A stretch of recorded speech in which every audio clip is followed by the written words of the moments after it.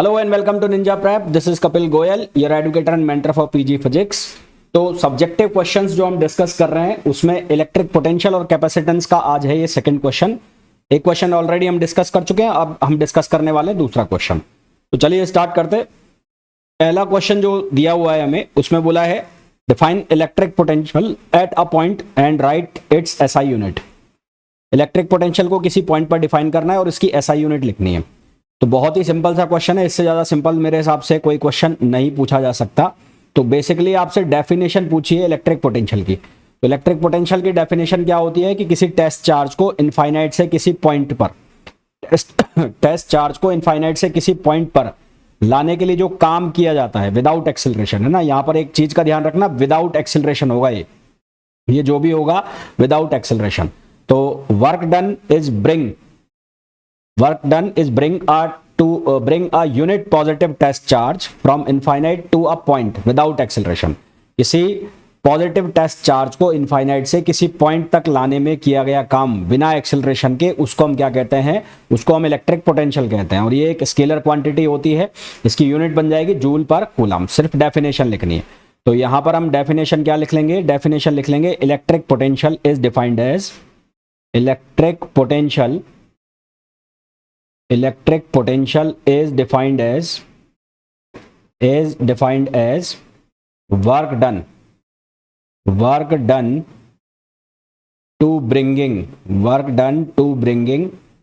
a positive test charge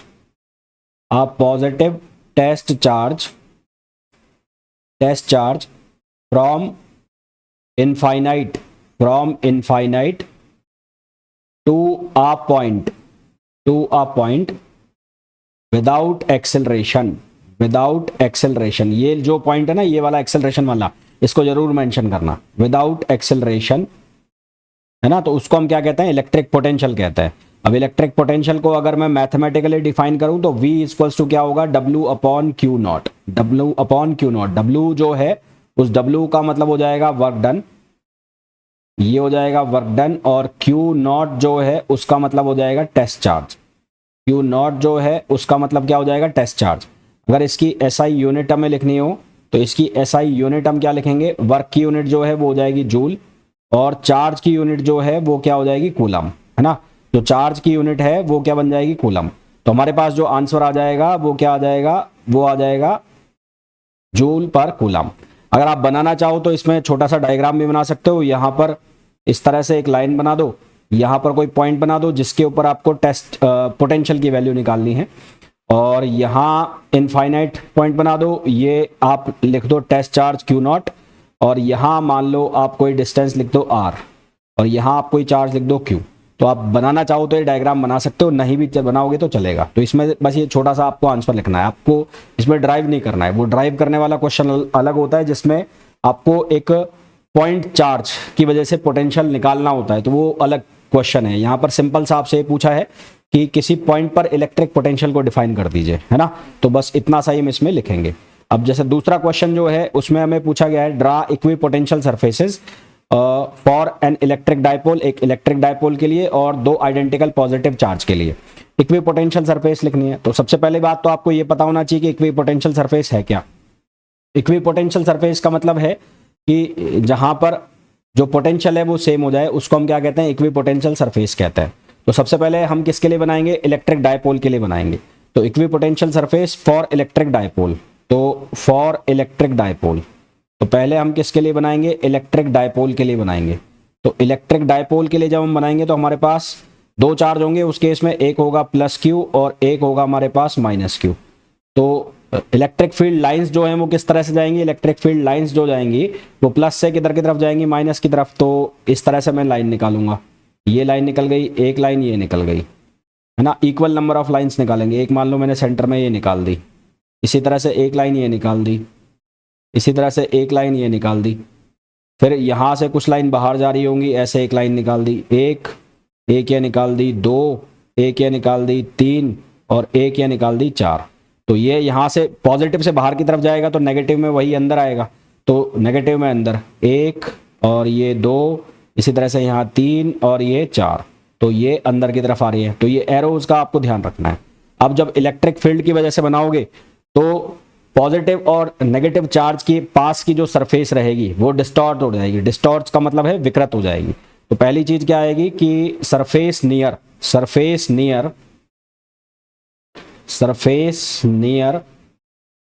positive and negative charge, surface near positive and negative charge is distorted का मतलब है क्या हो जाएगी, वो विकृत हो जाएगी। तो यहां पर जो लाइंस बनेगी इक्विपोटेंशियल सरफेस, वो कैसे बनेगी, वो इस तरह की सरफेस बनेगी, इस तरह की। तो यहां विकृत हो जाएगी, तो ये कुछ इस तरह से फैल जाएगी थोड़ी सी। तो ये येलो कलर में जो बन रही है, ये बन रही है इक्विपोटेंशियल सरफेस, क्योंकि ये इलेक्ट्रिक फील्ड लाइंस जो है इसके परपेंडिकुलर जाएंगी। तो ये ध्यान रखना, ये परपेंडिकुलर बननी चाहिए, मतलब ये दिखनी चाहिए कि ऐसा परपेंडिकुलर बन रही है। इसी तरह से कुछ यहाँ बना दोगे, इसी तरह से कुछ यहाँ बना दोगे, तो 3 और ये हो गई 4। तो ये जो येलो कलर में दिख रही है आपको, ये क्या बन जाएंगी, ये इलेक्ट्रिक सरफेसेस बन जाएंगी। ये सेंटर वाले जो पॉइंट हो गया, ये सेंटर में जो लाइन आ गई, ये यहाँ पर ये सेंटर, ये लाइन आ गई, तो ये जो लाइन आ गई ये सेंटर पॉइंट हो गया। यहाँ पर इलेक्ट्रिक फील्ड और पोटेंशियल दोनों क्या होंगे, जीरो होंगे। यहाँ इस पॉइंट के ऊपर इलेक्ट्रिक फील्ड और पोटेंशियल दोनों क्या होंगे, जीरो होंगे। पहला तो क्या हो गया कि पॉजिटिव और नेगेटिव चार्ज के पास सरफेस डिस्टॉर्ट हो जाएगी। दूसरा क्या होगा, सरफेसेस सिमेट्रिक होगी अबाउट डाइपोल एक्सिस। तो सरफेसेस, दूसरा होगा surfaces are symmetrical, surfaces are symmetric about dipole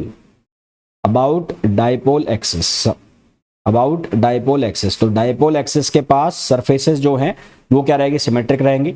और मिड पॉइंट के ऊपर, मिड पॉइंट का मतलब है, इसको हम कहेंगे इक्वेटोरियल पॉइंट या इक्वेटोरियल प्लेन, यहां पर पोटेंशियल क्या होगा, जीरो होगा। तो एट मिड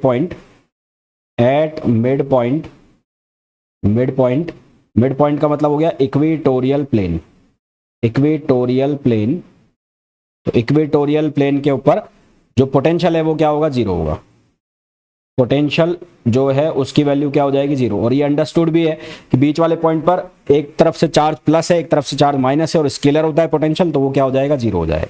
ठीक है। और जो शेप बनेगी वो कैसे बनेगी, close curve surface around each charge.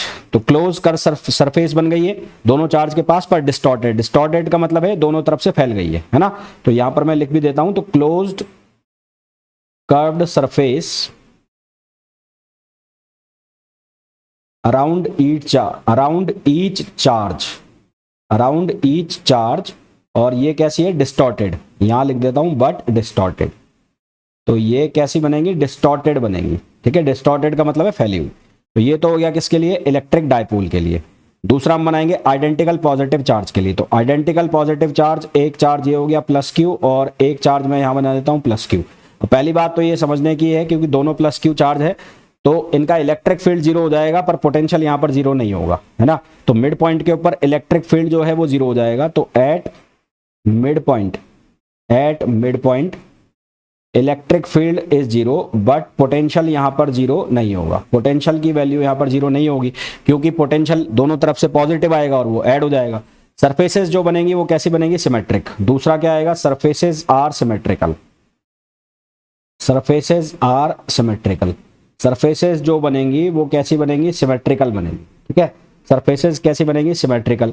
और जो इक्विपोटेंशियल सरफेस है वो कैसी बनेगी, bulge outward between charge. Equipotential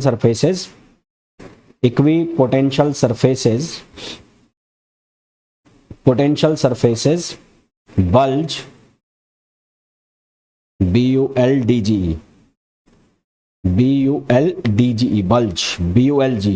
bulge outward between charge. तो चार्ज के बीच की जो पोटेंशियल सरफेस है वो बल्ज यानी कि बाहर की तरफ फैली हुई होगी। अब वो कैसे होगी वो अभी मैं बता दूंगा। उभरे हुए होंगे, पृष्ठ बीच में से उभरे हुए होंगे। अब उभरे हुए होने का क्या मतलब है, जैसे यहां पर मैंने बनाया, एक ये बना दिया, फिर ये बना दिया, और फिर ये ऐसे फैलता चला जाएगा बाहर, ऐसे, फिर ये ऐसे फैल गया। इसी तरह से यहाँ ये बन गया, फिर ये बन गया, फिर ये फैला थोड़ा सा, और फिर ये ऐसे बाहर की तरफ फैल गया यहाँ पर, है ना। और ये इस तरह से यहाँ पर एक और बना देता हूँ मैं, ये बन गया ऐसे, ये बन गया। तो इस तरह से ये इक्विपोटेंशियल सरफेसेस जो बल्जेज होंगे और इन दोनों को मिला देंगे तो ये इस तरह से यहाँ पर ये सरफेस हमारी बन जाएगी। तो ये किसकी वजह से हो जाएगा, ये हमारे पास 2 पॉजिटिव चार्ज की वजह से हो जाएगा। ठीक है, आई होप यहां तक ये दोनों क्वेश्चंस आप लोगों को समझ में आ गए होंगे। अब देखो तीसरा क्वेश्चन, देखो 1 मिनट, तीसरा क्वेश्चन, हाँ तीसरा क्वेश्चन है, इसमें बोला है 3 charges -q +q and -q। 3 charge दे रखे हैं, एक -q का है, एक +q का है और -q का है। तो ये मान लेते हैं -q, एक चार्ज ले लिया हमने +q और एक चार्ज ले लिया हमने -q। तो ये 3 चार्ज ले लिए मैंने। Place that equal distance on a straight line, तीनों स्ट्रेट लाइन पर है, इक्वल डिस्टेंस पर है। तो मान लो ये डिस्टेंस जो है वो है x और ये डिस्टेंस भी कितनी है, x है, इक्वल डिस्टेंस हो गई। ये हो गया -q और ये वाला भी कौन सा हो गया, -q और ये भी कौन सा हो गया, +q। If potential energy of the system of these charges is 0, potential energy इनकी वजह से क्या है, 0 है। तो q/q का रेशो बताना है। तो टोटल जो पोटेंशियल एनर्जी होगी 3 चार्ज की वजह से, तो उसको कैसे निकालोगे, तो number of components of potential energy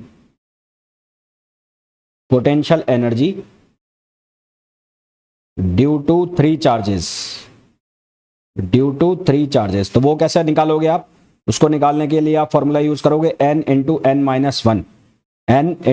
n-1 upon 2। तो n कितना है, 3, मतलब नंबर ऑफ चार्जेस। तो ये कितना हो जाएगा, 3 - 1 अपॉन 2। तो यहां से आपके पास कितना बनेगा, 3 कंपोनेंट बनेंगे। और पोटेंशियल एनर्जी के कौन कौन से कंपोनेंट होंगे, इसको मैं नाम दे रहा हूं 1, इसको बोल रहा हूं 1, इसको बोल रहा हूं 2 और इसको बोल रहा हूं 3। तो कौन कौन से टर्म्स आएंगे, तो टर्म्स आर एक टर्म आएगा 1 और 2 का, तो आप इसको लिखोगे U12। एक टर्म आएगा किस किस का, 2 और 3 का, तो आप इसको लिखोगे U23। और एक आएगा 1 और 3 का, तो आप उसको लिखोगे U13। रिपीट नहीं करोगे, ऐसे नहीं लिखोगे 3-1 3-2 2-1, नहीं, एक बार ही लिखना है। अब नेट जो पोटेंशियल एनर्जी है वो क्या लिखी जाएगी, तो यू नेट किसके बराबर होगी, वो होगी U12 प्लस वो होगी U23 plus U13। Potential energy जो है वो होती क्या है, वो होती है K-Q1 Q2 अपॉन x। ये पोटेंशियल एनर्जी होती है, इंटरेक्शन की पोटेंशियल एनर्जी।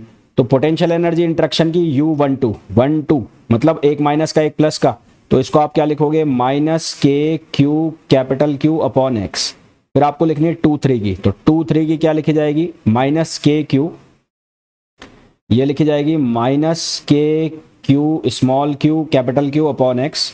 और फिर आपको लिखनी है 1-3 की, तो 1-3 में टोटल डिस्टेंस कितना हो गया, 2x, और दोनों चार्ज माइनस के, तो k यहाँ पर -q और ये भी -q, और टोटल डिस्टेंस दोनों के बीच की 2x हो जाएगी टोटल डिस्टेंस। और ये कितना हो रहा है, 0 हो रहा है, आपको गिवन है। तो यहाँ से इसको सिंप्लीफाई करो, तो ये बन जाएगा -2k capital Q upon x, इन दोनों को ऐड कर दिया, और ये माइनस माइनस प्लस हो जाएगा, तो ये हो जाएगा KQ² अपॉन 2x। ओवरऑल जब इसको सॉल्व करोगे तो k दोनों साइड से खत्म हो जाएगा, तो इसको आप ऐसा लिख लो पहले तो KQ² अपॉन 2x, और ये हो जाएगा K small q capital Q upon x। तो कट क्या रहा है, यहाँ से कैपिटल K ये दोनों साइड से कट गए, एक q और एक q ये गया, x और x ये गया। यहाँ पर इसको 2 करो आप, है ना, ये 2 लिखना भूल गया मैं। तो यहाँ से हमारे पास बचेगा क्या, ये बचेगा, ये x कट गया, तो ये बचेगा q अपॉन 2, और यहाँ पर क्या बचेगा, ये 2 कैपिटल Q अपॉन 1, ये बचेगा। हमें रेशो किसका निकालना है, हमें रेशो निकालना है capital Q upon small q का। तो रेशो हमें निकालना है capital Q upon small q, तो ये रेशो आ जाएगा 1/4। तो हमारे पास जो आंसर आ जाएगा कितना आ जाएगा, 1/4। तो होपफुली ये जितने भी क्वेश्चंस मैंने आपको कराए हैं वो बहुत अच्छे से आपको समझ आ गए होंगे। मिलते हैं नेक्स्ट लेक्चर में, till then thank you, bye bye.